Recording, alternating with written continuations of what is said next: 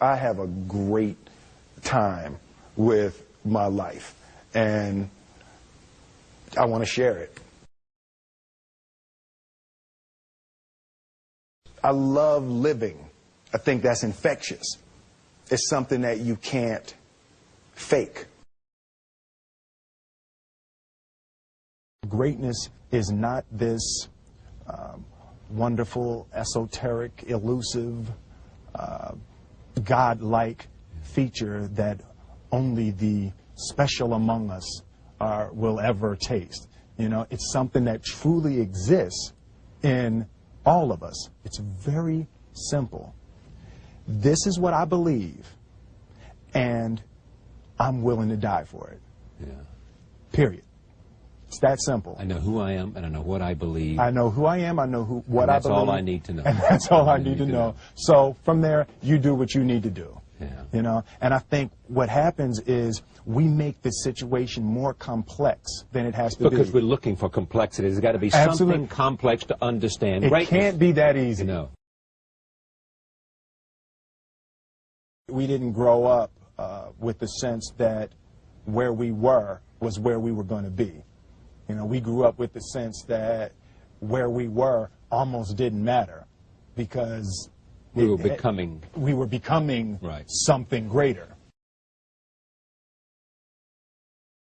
The separation of talent and skill is one of the greatest misunderstood concepts for people who are trying to excel, who have dreams that want to do things. Talent you have naturally. Skill is only developed by hours and hours and hours of beating on your craft. I've never really viewed myself as particularly talented. Where I excel is ridiculous, sickening work ethic. You know, while the other guy's sleeping, I'm working. While the other guy's eating, I'm working. There's no easy way around it. No matter how talented you are, your talent is going to fail you if you're not skilled. Mm-hmm. You know, if you don't study, if you don't work really hard and dedicate yourself to being better every single day, mm-hmm. you'll never be able to communicate with people, with your artistry, the way that you want. So the only thing that I see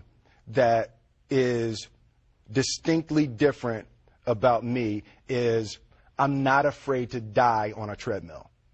You might have more talent than me, you might be smarter than me, but if we get on the treadmill together, right, there's two things. You're getting off first, or I'm going to die. It's really that simple.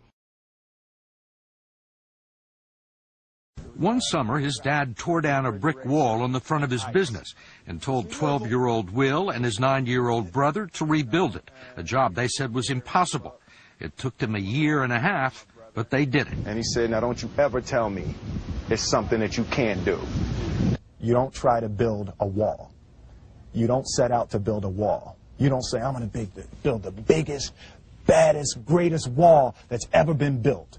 You don't start there. You say, I'm going to lay this brick as perfectly as a brick can be laid. Yeah. And you do that every single day. And soon you have a wall. And soon you have a wall. You know, it's an idea that my grandmother always had, that, if you're going to be here, then there's a necessity to make a difference. She always instilled the responsibility, the spiritual responsibility that you have to make every group you come in contact with better. I want to do good. Yeah. I want the world to be better because I was here. I want my life, I want my work, my family, I want it to mean something. And it's like, if you are not making someone else's life better, then you're wasting your time. You know, like your life will become better by making other lives better. I want to represent an idea. I want to represent possibilities. I want to represent the idea that you really can make what you want. One of my favorite books is The Alchemist, Paulo Coelho. And I just believe that. I believe that I can create whatever I want to create. The first step before anybody else in the world believes it is you have to believe it.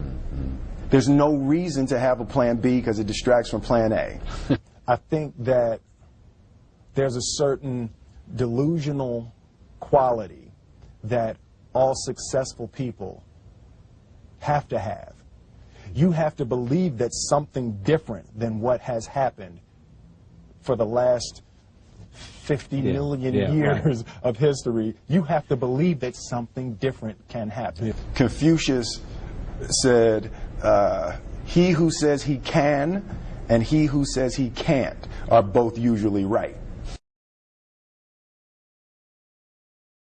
Being realistic is the most commonly traveled road to mediocrity. Why would you be realistic? What's the point of being realistic? Just put up a barrier. Yeah, I'm going to do it. It's done. It's already done. The second I decide it's done, it's already done. So now we just got to wait for y'all to see. It's unrealistic to walk in a room and flip a switch and lights come on. That's unrealistic. Fortunately, Edison didn't think so. It's unrealistic to think you're going to bend a piece of metal and fly people over an ocean in that metal. That's unrealistic. But fortunately, the Wright brothers and others didn't believe that. And it just seems like such a ridiculous idea to me to embrace the idea that it's not going to happen. That's not real for that to happen. As soon as you say it, now you just made that real. Our thoughts, our feelings, our dreams, our ideas are physical in the universe. That if we dream something, if we picture something, if we commit ourselves to it, that is a physical thrust towards realization that we can put into the universe. That the universe is not a thing that's going to push us around. That the world and people and situations are not something that are going to push us around. That we are going to bend the universe and command and demand that the universe become what we want it to be. I study the patterns of the universe. There's a redemptive power that making a choice has, you know, rather than feeling like you're at effect to all the things that are happening. Make a choice. Like, you just decide what it's going to be, who you're going to be, how you're going to do it. Just decide. And then from that point, the universe is going to get out your way. It's like it's water. It wants to move and go around stuff, you know. You know, there's a flow of the universe that I've grown to know just how to go with it. I realize that to have the level of success that I want to have, it's difficult to spread it out and do multiple things. It takes such a desperate, obsessive focus. You really got to focus with all of your fiber and all of your heart and all of your creativity. I'm motivated by fear. Fear. You know? Fear of what? Fear of fear. I hate being scared to do something. And I think what developed in my early days was the attitude that I started attacking things that I was scared of. It was Franklin Roosevelt said the only fear you have to fear is fear itself. Absolutely. Remember that? Absolutely. Yeah. You can't be scared to die for the truth. The truth is the only thing that's ever going to be constant. Don't ever let somebody tell you you can't do something.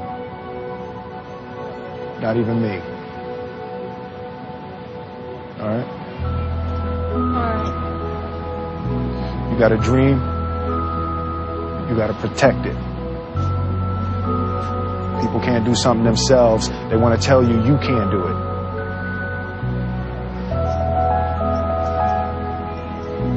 You want something, go get it. Period.